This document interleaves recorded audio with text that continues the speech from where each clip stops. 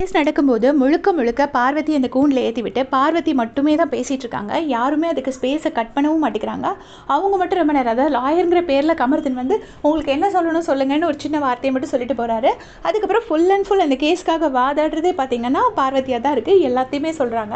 சொல்லும்போது என்னென்னா, open nomination நான் மட்டும் இல்லை, எல்லாருமே அங்கே டிஸ்கஸ் தான் பண்ணிட்டு இருந்தாங்கன்னு சொன்னாங்க. உடனே விக்ரம் வந்து அப்படியே ஸ்டாப் பண்ணிட்டாரு. எல்லாருங்கிறத உங்களால் ப்ரூவ் பண்ண முடியுமா?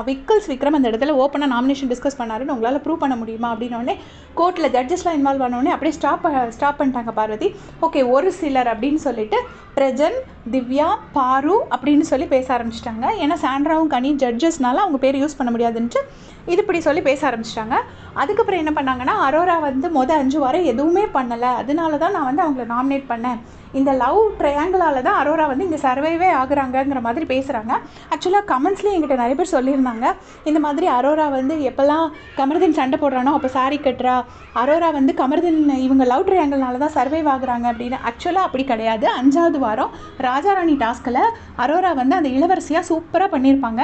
அப்படி பண்ணும்போது ஆபாச குறியீடு இது வந்திருக்கும். அந்த இதுலேயும் அவங்க ஷைன் பண்ணதுனால தான் அந்த வீட்டில் இருந்து தெரிய ஆரம்பிப்பாங்க. கரெக்டாக துஷார் எவிக்ட் ஆகி போயிருந்தார்.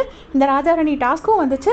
அவரும் அந்த விஜய் சேதுபதி சாரும் அரோரா எதுவும் பண்ணலைன்னு சொல்லியிருப்பாங்க. எல்லாமே சேர்ந்து அந்த வீட்டிலேருந்து அவங்க ஷைன் ஆக ஆரம்பிச்சிருப்பாங்க. அண்ட் இந்த ட்ரையாங்கிள்குள்ளே நான் வரலன்னு இவங்க சொல்லியிருப்பாங்க. அரோரா சொல்லும் போது பார்வதி அப்படி நான் சொல்லலை அப்படின்னு சொல்லிட்டு திரும்பவும் அந்த கான்வர்சேஷன் எக்ஸ்டெண்ட் பண்ணியிருப்பாங்க. அதை தான் இங்கேயும் சொல்கிறாங்க, இந்த ட்ரையாங்கிள் எனக்கு தேவையே கிடையாது, அரோரா தான் இந்த ட்ரையாங்கிளை உருவாக்குறதுன்னு சொல்லிட்டு பார்வதி கோர்ட்டில் சொல்கிறாங்க. அப்போ விக்ரம் சரியான ஒரு பாயிண்ட்டை பிடிக்கிறாரு.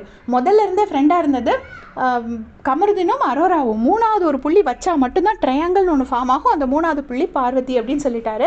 சொன்னோடனே ஒன்றுமே அதுக்கு பதிலே சொல்ல முடியல. அதுக்கப்புறம் பார்த்தீங்கன்னா இப்போ கோர்ட் இஸ் டெம்பரரி அட்ஜார்ன்ட்னு சொல்லிட்டு பிக் பாஸ் சொல்லிடுறாரு. ஸோ எல்லோரும் வெளியில் வராங்க. வந்தப்போ பார்த்தீங்கன்னா பார்வதி வந்து கமருதீன் கிட்ட சொல்கிறாங்க, டேய் பேபி பாருடா, நீ உனக்கு தெரியும், உனக்கு அவள் மேலே சாஃப்ட் கார்னர் இருக்குன்னு தெரியும், ஆனால் நீ பாருடா, நானும் ரொம்ப கஷ்டப்பட்டிருக்கேன்டா, நம்ம கேஸ் ஜெயிக்கிறோமோ தோக்குறோமோ பிரச்சனை இல்லைடா, நீ என்னை மட்டும் ஏற்றி விட்டுரு, எல்லாத்தையுமே நான் பார்த்துக்கிறேன். அந்த வித்யாபதி என்ன பண்ணுறான்னா அரோராவை ஏற்றி விட்டுறான், அந்த மாதிரி நீ என்ன ஏற்றி விட்டுரு, நான் ஃபுல்லாக பேசி நான் பார்த்துக்கிறேன், நான் எப்படியாச்சும் எக்ஸ்டெண்ட் பண்ணி இழுத்துடுறேன், நம்ம என்னெல்லாம் அவளை சொல்லணுமோ எல்லாம் சொல்லிடணும், அவளுக்கு துஷார் வந்து வியானா கூட பேசும்போது பொசசிவ் ஆகுதில்ல, அதை நம்மளும் சொல்லி விட்டுருவோம், நீ எல்லாமே கேட்டுருடா அப்படின்னு சொல்லுங்க. இது எதுக்காக சொல்கிறேன்னா, அரோரா வந்து சாரி கட்டி மயக்கிறாங்க அப்படின்னு சொல்லிலாம் கமெண்ட்ஸில் சொல்லியிருந்தாங்க. அதே மாதிரி பார்வதியும் பேபின்னு சொல்லி முதுகில் தட்டி கொடுத்து அந்த டைமில் ஒரு டோனை மாற்றி பேசி கமருதீன் கிட்ட சொல்கிறாங்க. ஸோ ஒருவேளை அரோரா பண்ணது உண்மையாக இருந்தால் இதுவும் தான் உண்மை. அதை தான் நான் சொல்ல ட்ரை பண்ணுறேன். உங்களுடைய கமெண்ட்